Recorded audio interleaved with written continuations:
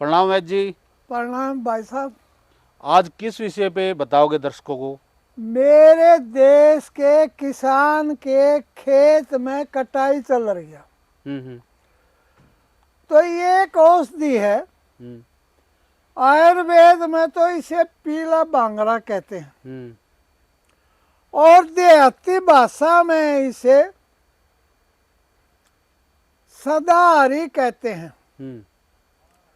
और कुदरत की मेहरबानी हम्म। ये कभी सूखती नहीं है, ये हमेशा हरी रहती है। इसका उपयोग क्या है? मेरे खेत के किसान क्या कर रहा है? कटाई कर रहे जीरी हैं। काट रहा है। हम्म। कहीं न कहीं दाती लग जाती है। हम्म। कोई ट्रैक्टर को ठीक कर रहा है, ट्राली जोड़ रहा है और छोड़ रहा है, आज चोट वगैरह लग जाती कहीं है। न कहीं भी चोट लग जाती है। मेरे अपने जीवन का अनुभव है, इतना बढ़िया हम्म।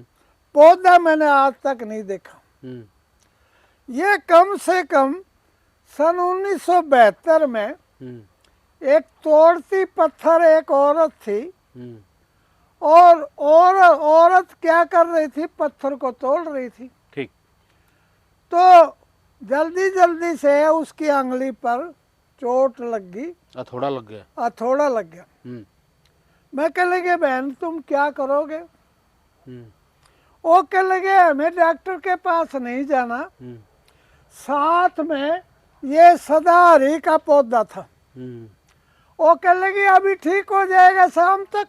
हम्म। इसको कूटा, पत्थर के साथ कूटा, पत्थर पर रख के कूटा और इसमें थोड़ा सा रस निकला और इस तरह से लगा दिया। यानी कहने का मतलब ये है कि इसका सौरस निकाल के चोट पर लगाने से चोट ठीक हो गई। ठीक हो जाती है।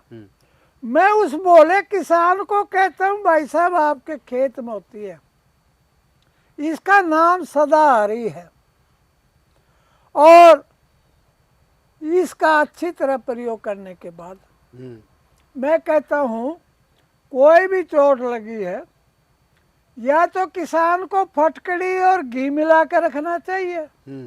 एक गरीब आदमी है, उसके पास न घी है न फटकड़ी है, उस किसान को मैं बताना चाहता हूँ सदाहरी अच्छी तरह रखे और रख कर लगा ले।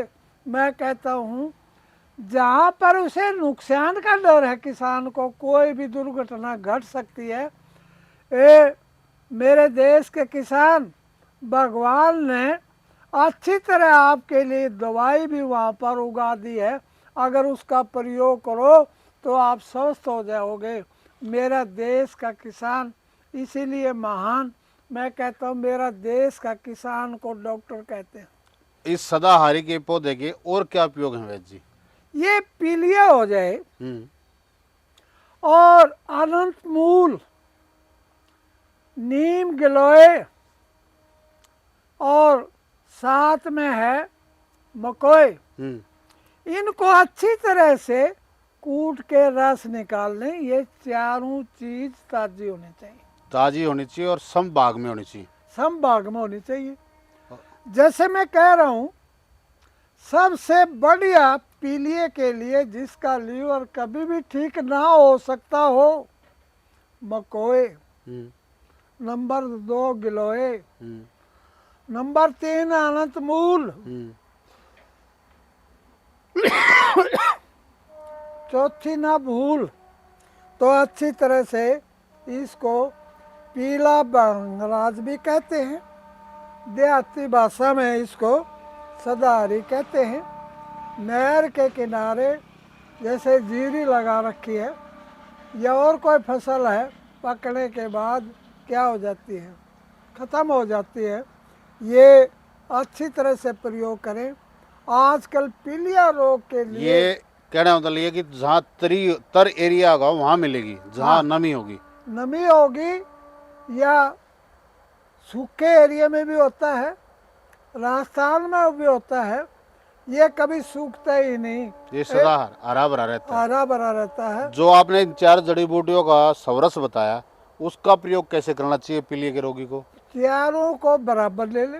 जैसे गिलोय का रस, नंबर 2 मकोए का रस, और नंबर 3 है ये सदाहरी, और नंबर 4 है जैसे आंवला, अनंत मूल।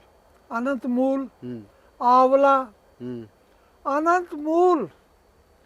उसके इतनी जड़ी होती हैं, मैंने यहाँ कई जगह बिहार से लगाया था, नहीं लगा। अनंत मूल क्या है? उसके मूलों का कोई भी अंत नहीं। यानी कि मूल माने जड़, उसकी जड़ हजारों जड़ लगती हैं। और जैसे मैं आज आ रहा हूँ खेत में, मैं भारत सरकार, हरियाणा सरकार से हाथ जोड़कर प्रार्थना करता हूँ, अनंत मूल की पौध बनाएं। परंतु सरकार तो जागरूक कर रही है। आज मेरे देश का कोई भी व्यक्ति आंवले के गुण तो बता रही है, पेड़ लगा रही है, खाने के लिए तैयार नहीं।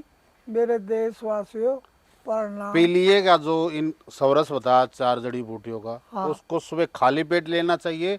सुबह शाम खाली पेट लेना चाहिए, और उसके और भोजन नहीं करना चाहिए। भोजन क्या करें? नारियल पानी और पपीते की सब्जी और तरीदार हो, निचोड़ कर उसका प्रयोग करें। सेब की सब्जी करें। गन्ने का रस है, जिस तरह लस्सी है, दही है, ये भी ले सकता रोगी? हाँ, ले सकता है। और गन्ने का रस क्यों जरूरी है, आपने क्यों पूछा? गन्ना क्या है? मूत्रनल है। हमारे गुर्दों के अंदर जितना भी मल जमा होता है, और पीलिए से गर्मी होती है, गुर्दा ठंडा हो जाता है और अच्छी तरह से खून साफ हो जाता है। मेरे देशवासियों, मैं कहता हूँ ये पीलिया प्यालिया के बारे में कहते हैं हेपेटाइटिस बी है, कुछ कहते सी है। अरे क्या लंबी चौड़ी कहानी है। मैं थोड़ा सा परेशान हूँ, सारी जिंदगी गोड्डे रगड़े और यहाँ कोई कुछ न मिला। कहते पीलिया कोई इलाज नहीं, हेपेटाइटिस बी का कोई इलाज नहीं, और सी का कोई नहीं, और डी का कोई नहीं। लोग मरते जा रहे हैं, परंतु उनको बचाने वाला कोई नहीं है। प्रणाम, प्रणाम।